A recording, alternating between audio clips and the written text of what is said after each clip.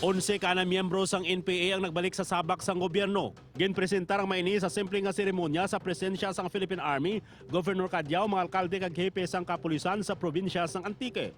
Bilang proteksyon sa ila seguridad, wala giningadlan ang ila mga ngalan kag lugar. Makabaton sa nagakaigong ayuda ang mga nagsungkang rebelde paagi sa programa sang gobyerno nga ICLIP o kon Enhanced Comprehensive Local Integration Program.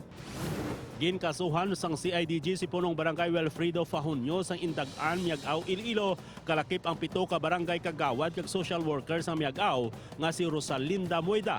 Ini matapos ang ginpatigayon nga investigasyon sa ginapasunay Anomaliya sa tagtaganay sang ayuda paagi sa Social Amelioration Program.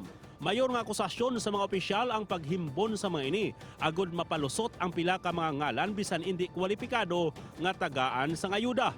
Duha ka kaso kriminal ang ginpasaka sa ila, ilabi ng anti-graft kag ang paglapas sang bayanihan tuhil as one act.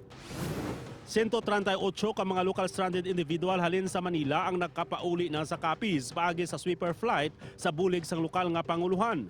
Ginsiguro sang Provincial Health Office nga nasunod ang tanan nga protocol sa mga nagpauli nga LSI kagilayo na ginpaidalom sa rapid test. Samtang 116 ka taga-kapis nga may schedule nga mapa Manila ang napasakay man sang nagbalik ang eroplano paagi sa gihapon sa sweeper flight. Base sa gitpagwang advisory sa banwa sang Numancia kag Kalibo, Aklan, ginadumilian ang mga residente man o konturista nga magpaligo sa baybay sa mga nasambit nga banwa buwas nga adlaw.